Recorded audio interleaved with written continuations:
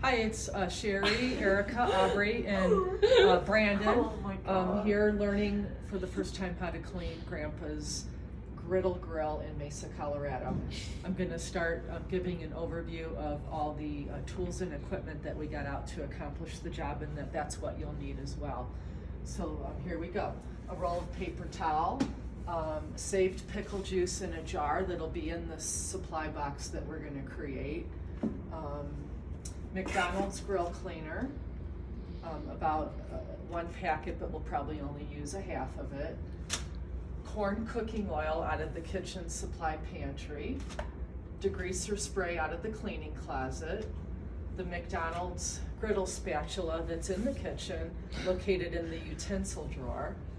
A pot of water with maybe a dip cup to get it out of there. Cleaning gloves.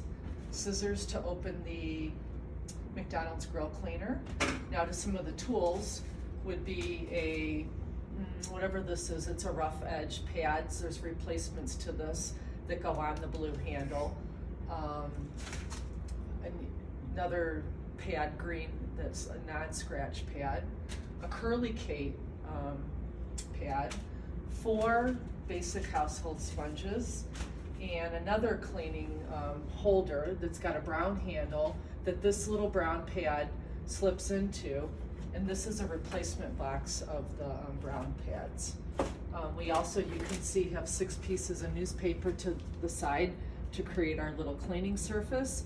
We've got a little paper on the floor, and we have a double line paper bag that's going to take all of our dirty cleaning cloths. Okay, so I'm going to carry on and say 2 things that we also did, and that was to remove a stainless steel surround that went around the grill. We already took it off. It was like a splash guard. We took it to the utility room closet and we sprayed it with the degreaser, and right now it's soaking. About 5 minutes ago, we also turned the grill on below here to 150 degrees to heat it up to begin to loosen the grease for the cleaning that we're going to do.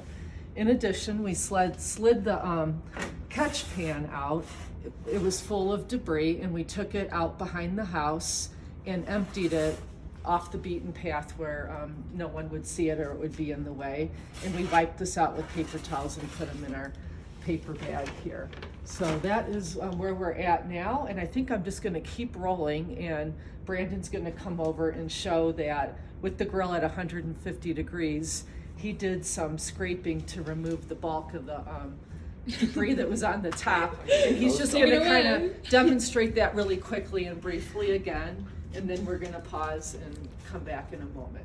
So show us the good.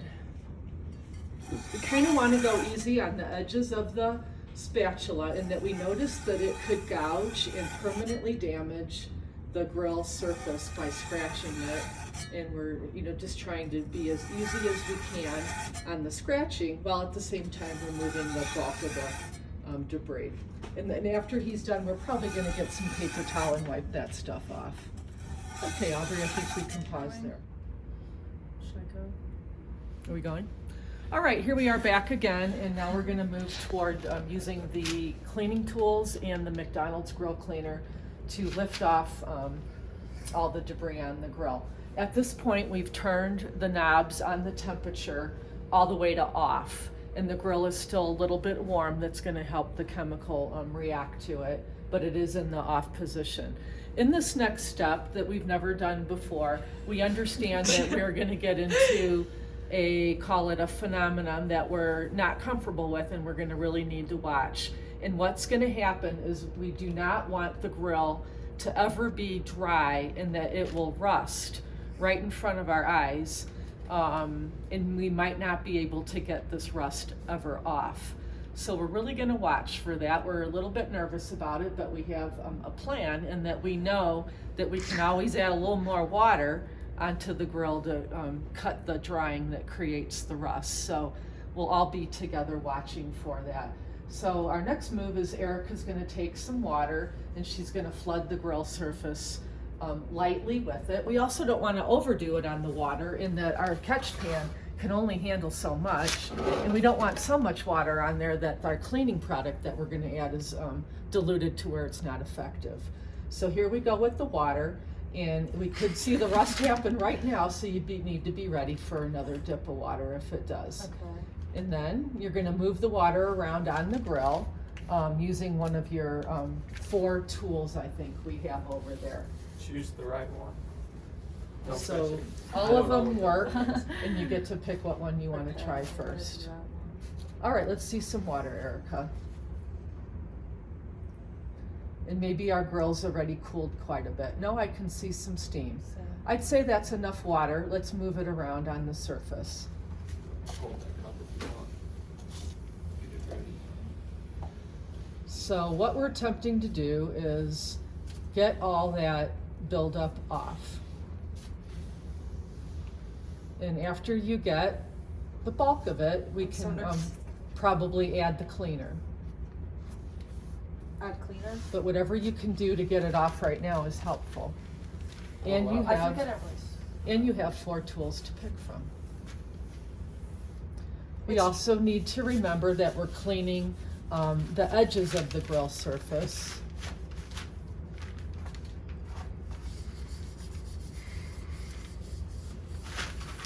Okay, it's I'm, getting dry. I'm uncomfortable with the scratching that you might be Yeah. creating, Erica, are you? Let's go in a front and back method and not circles. And once again, we're all kind of learning together. And whatever you can do, Erica, to just swish the water around the whole grill to keep it saturated. Nice. Did you put the cleaner on? Not yet. Yeah. And Erica, if you think that you got the bulk off, I think it's time for the cleaner. Okay, wait, let me just get this side real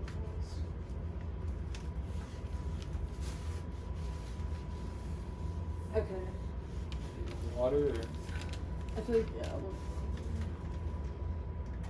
And move that water all across the grill surface, Erica. okay, and then cleaner. All right, we're ready for 1/3 to 1/2 packet of cleaner.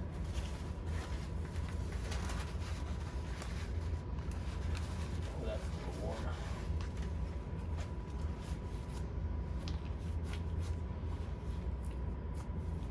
Okay. Is that all of it? Erica, do you want to get a little more out of the new packet? Yeah, I think so. All right, now really cover that well over the grill surface. At this time, I'm going to point out 4 edges of the grill that also need to be cleaned and accounted for. It'd be edge 1, 2, 3, and the front edge would be number 4. So somewhere in the applying of the products, we're going to need to get them up on those edges. And I'm wondering if this little lightweight sponge could help you coat the edges, Erica. With the, could you give me a little product? No, it's the cleaner. You want to get the cleaner applied to the 4 edges. You don't have enough on the grill to pick up. Oh.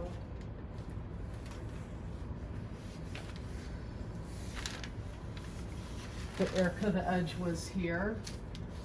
It's about a 1/2 inch wide, so get that covered. Let it soak on there, and then those other 1/2 inch. I think you've got enough cleaner on the surface that you could steal. Okay. And then- Water-wise, maybe a little more? Yeah. Do you think you're getting drying? Yeah, in the back. It is best to have as little water as possible so that the cleaner chemical could be as powerful. Yes. Am I using metal now?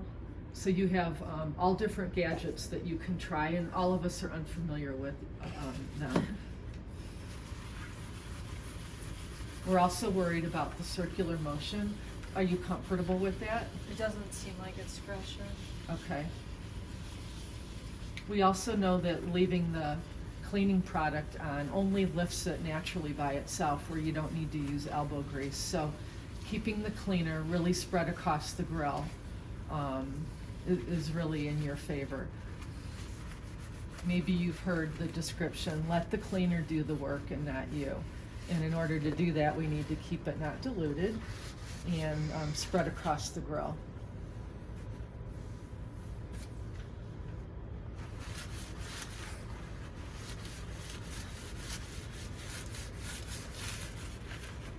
All right, do you think that we should leave the camera and just let Erica spend some time working at it?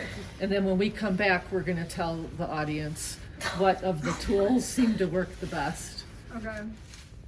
Okay, I'm gonna talk about what tools I use to clean the sludge off and clean it.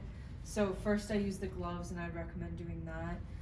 This was the first tool I used, and I went in a forward and back motion not to scrape it with all the tools. This got the majority of the heavy sludge off, and then I went in with this metal thing to get the sludge that was more caked on and needed more of a scrub to get off, going in a back and forth motion not to scratch.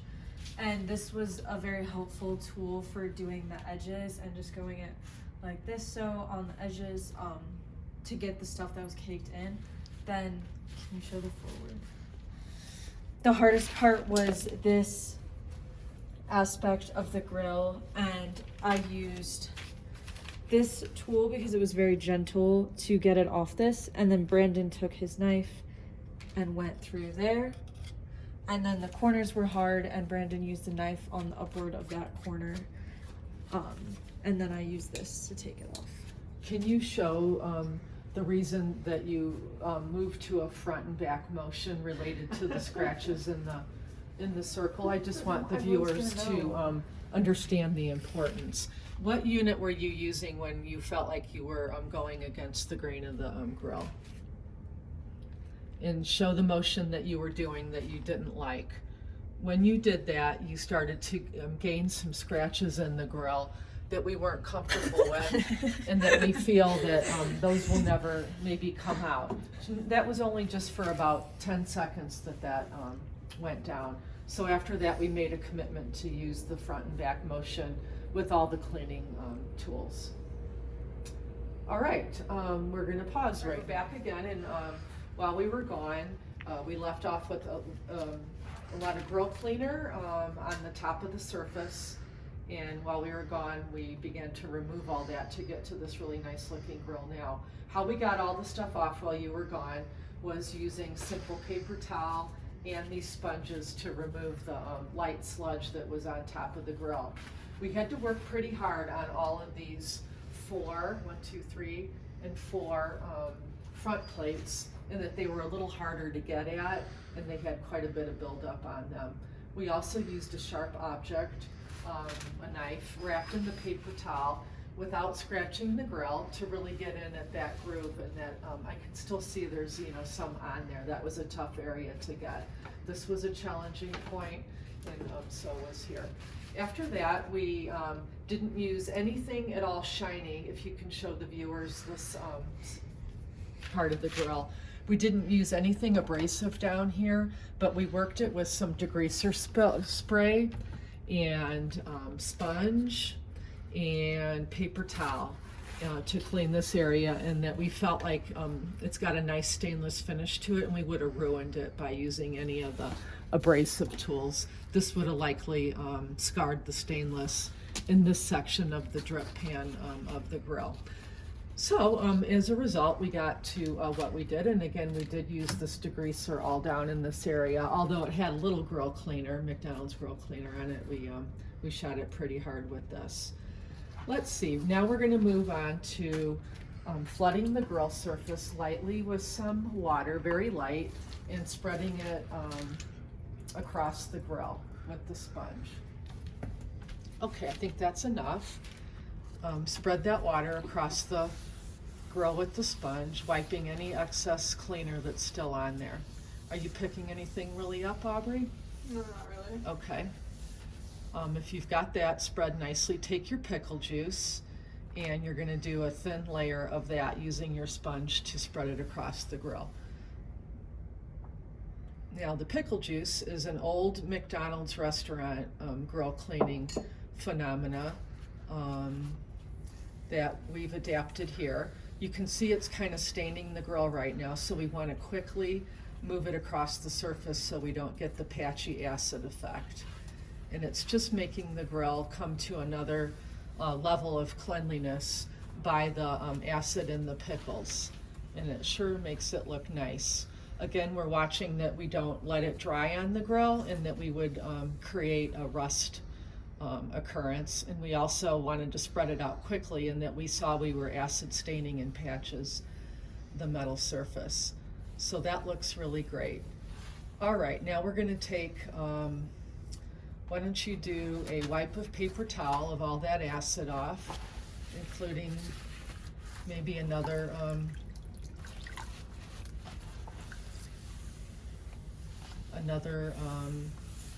this is a clean sponge with a little water in it. We're gonna do a removal of the pickle juice, just a light removal of it. And after that, we're gonna move into, again, not wanting that grill surface to dry and that it'll create a rust sheen. We're gonna move to applying the cooking oil, which is our final step. And you're gonna get ready to spread that around the grill. And here, we want as little oil as possible on the grill. I should have done a better job coaching and discussing what a thin layer we really hope to have here. And that because this is the final coat, dust, just any kind of debris is gonna greatly stick to the grill with this oil on there for the next months ahead while we're gone. So we wanna have just as thin as possible a layer on there that just creates that nice rust barrier before the next use, but doesn't create a catch-all of dirt and dust because we have so much on there. So I think still removal of more of that. And next time, maybe we'll apply, call it a couple of capfuls to start with.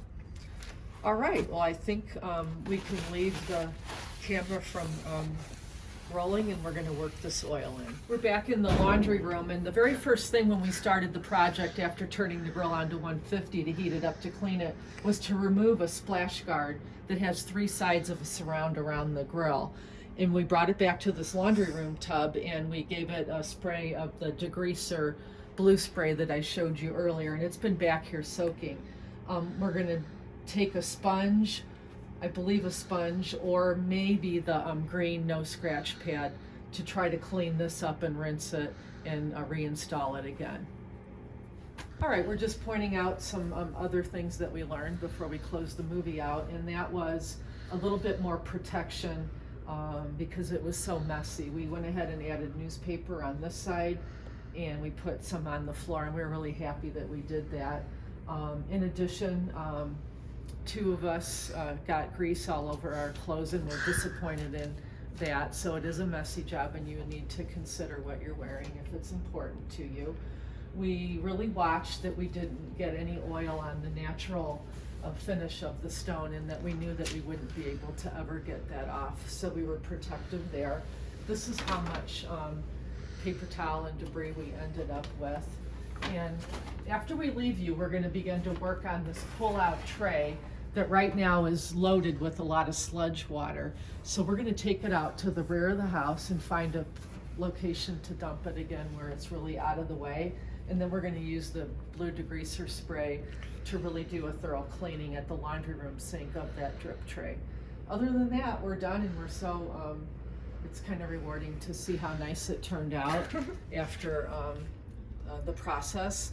And we're so grateful that Grandpa Modrak today on the phone gave us all these step-by-step directions, and that none of the 4 of us have really tackled this grill that we can remember by ourselves, and we hope you have as much fun cleaning it as we did. All in all, this probably took us 30 minutes. Yeah. Very good.